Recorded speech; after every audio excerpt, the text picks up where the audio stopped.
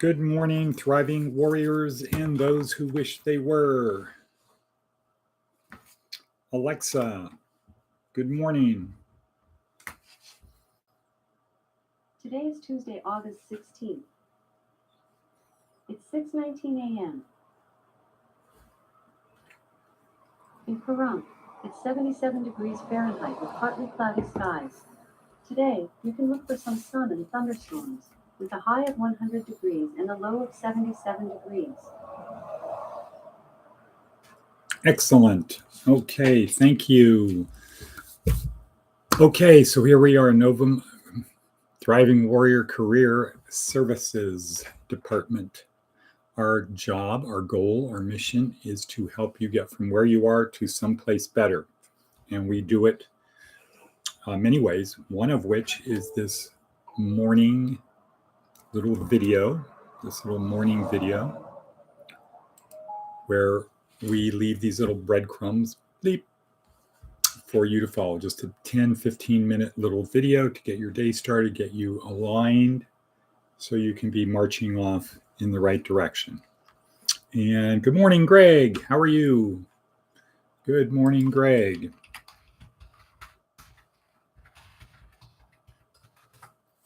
Okay, so I think this is Greg's big work day. Just finished one shift, getting ready for another shift, perhaps.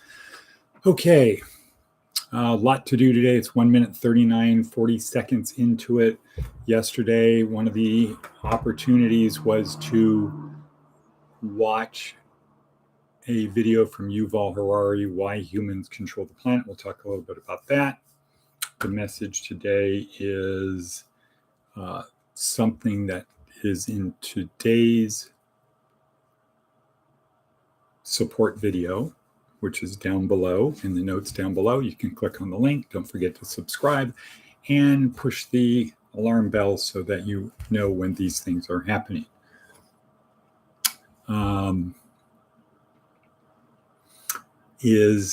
Okay, so we have that.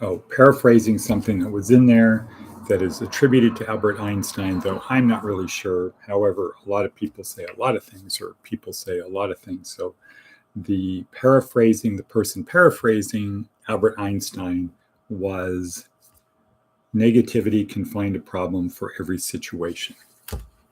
Negative people can find a problem for every situation. Don't be a negative person. Don't be that person who has to find a problem. It doesn't help. It just doesn't help. If you don't have something good to say, what? Don't say it.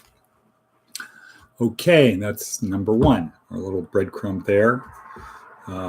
Negativity can find a problem for every situation. Don't be a negative person. Stop all negative self-talk. Hold on. Yeah. Just got out of the car and started walking away. Okay, I gotta go. Wow.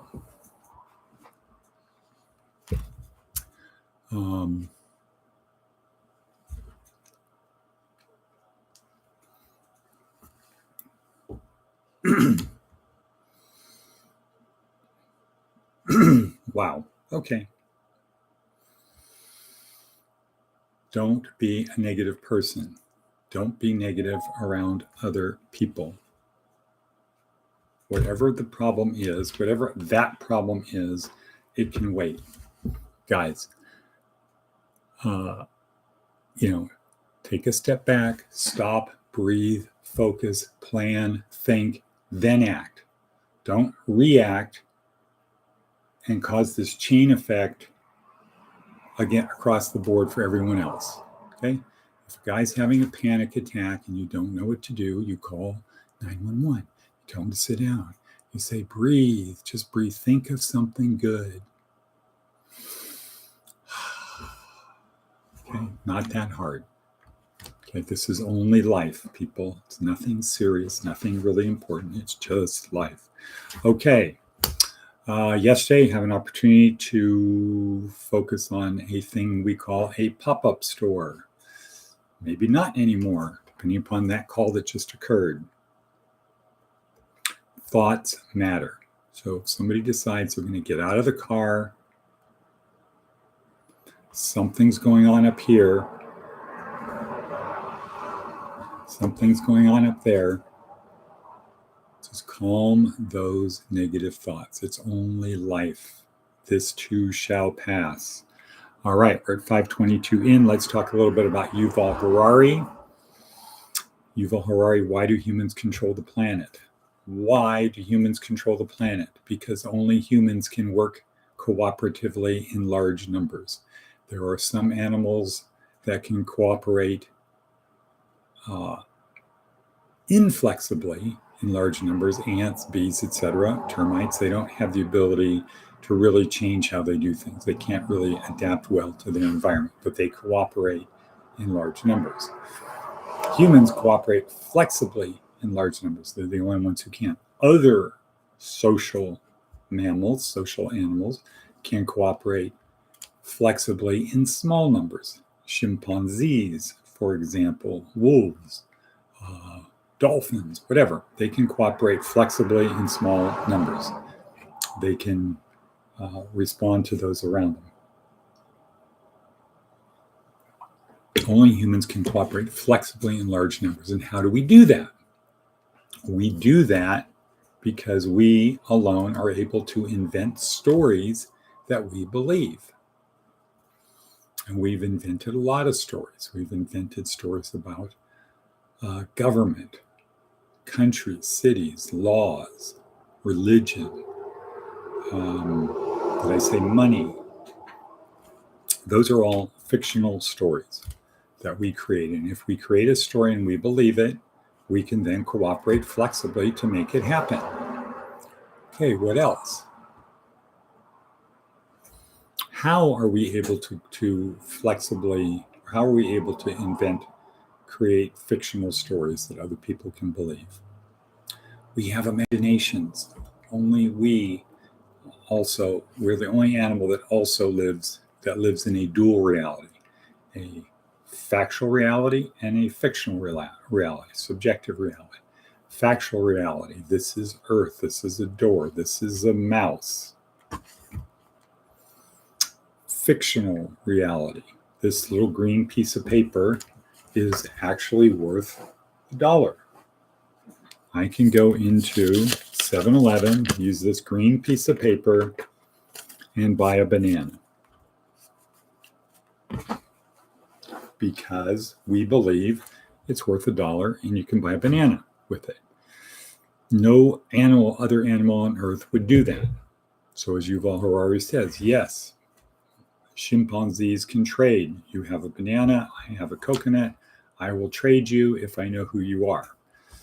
But give me a worthless piece of paper and expect me to give you a banana? No way. What do you think I am, a human?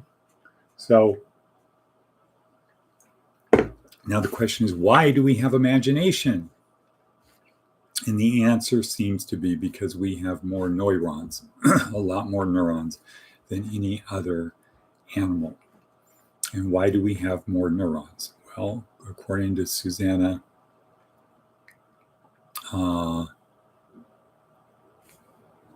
at Princeton, Susanna, well, can't remember her last name right now.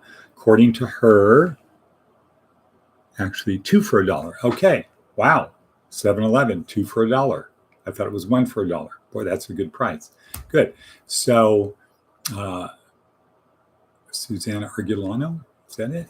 Anyway, we have more neurons because we cook our food, which gives us more nutrients in a shorter amount of time. And we can use that time to do other things. Like what? Solve the fundamental problem we've evolved to solve, which is how do we survive? So that's why humans control the planet. That's the quick thing on Yuval Harari, part 1. Today's TED Talk that is posted is Daniel Amen, 83,000 brain scans. We'll talk about that tomorrow and why it is important to know what's going on in your brain. All righty then. So we're at 9:47 in, and Seth Godin has a kind of a long one today. Finding persistent invisible systems.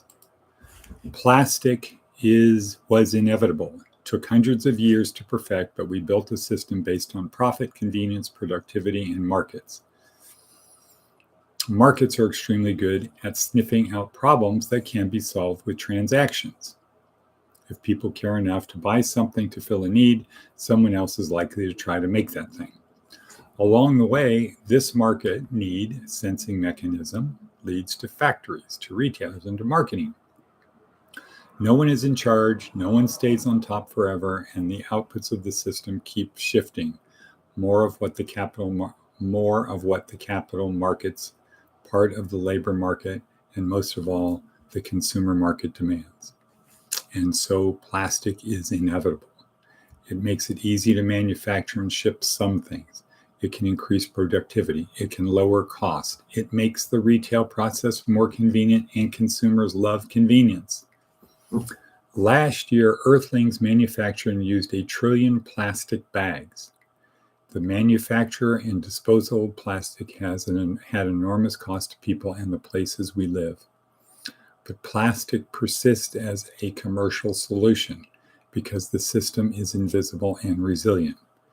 Each member of the system does what they do, usually for good reasons. Hygiene makes yoga mats and blocks. We use those. It's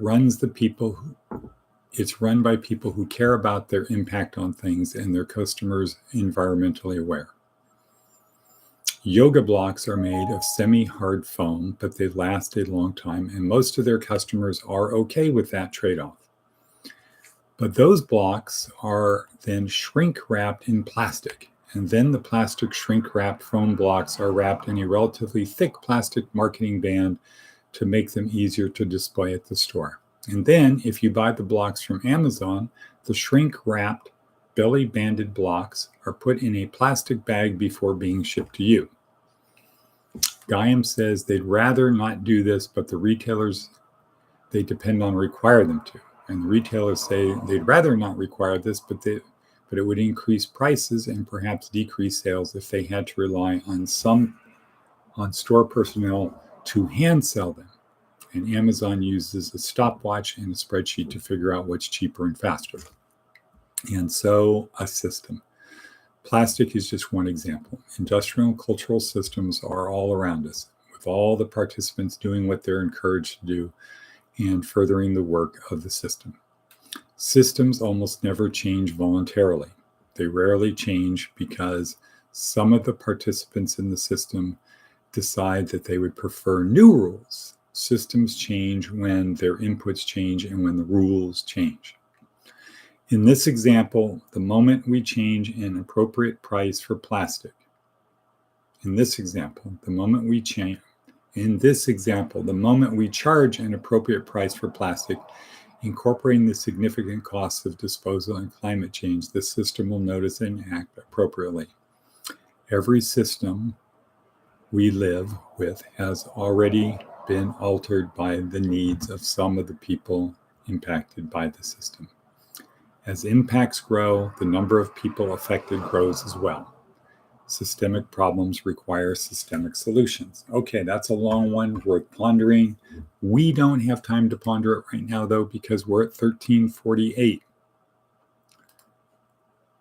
Cancel. We're at 13:48. So, I've got to wrap this up. Message for today: negativity can find a problem for every situation. Avoid negativity. If you avoid negativity, you're going to avoid finding problems. Wow, cool. Good system. Okay, let's see. And let us say, boom. What? Navy SEAL maxim. Yesterday was the only easy day. Try to do a little bit more today. And get comfortable being uncomfortable. I think that's a big thing I notice on a daily basis is people are trying to get comfortable. They're always trying to get comfortable. And that's kind of how the undisciplined brain works. We're always looking for that quick fix, that easy, sugary, salty, fatty food that all we have to do is unwrap, chomp, chomp, swallow. Get comfortable being uncomfortable. Don't compare yourself to other people. Compare yourself to who you were yesterday and be more samurai. Today, congratulations to Scott and Henry. They started work at Naylor. They did a good job, thanks in large part to Jeff, getting the interview, getting their medical done, getting their drug thing done, getting their intent to hire done, going and getting their work boots, $117 voucher. So they got their boots plus 7 pairs of socks. They're starting today. Congratulations, guys. Iron sharpens iron tonight at 6 or 6:30. Have to find out. And yeah, so that's it. Let's keep moving. We got 3 people on here. Who else is on here? Say hello. We're making progress. Today the pits, tomorrow the wrinkles. Extra points for whoever said that. Okay. Well, we've got silence on the other couple people, 16 minutes, 12 seconds in. And as they say in the movie, in the TV show, The Chosen, Shabbat Shalom. Okay, everyone. Or I like to say Shiva Shalom. And cut.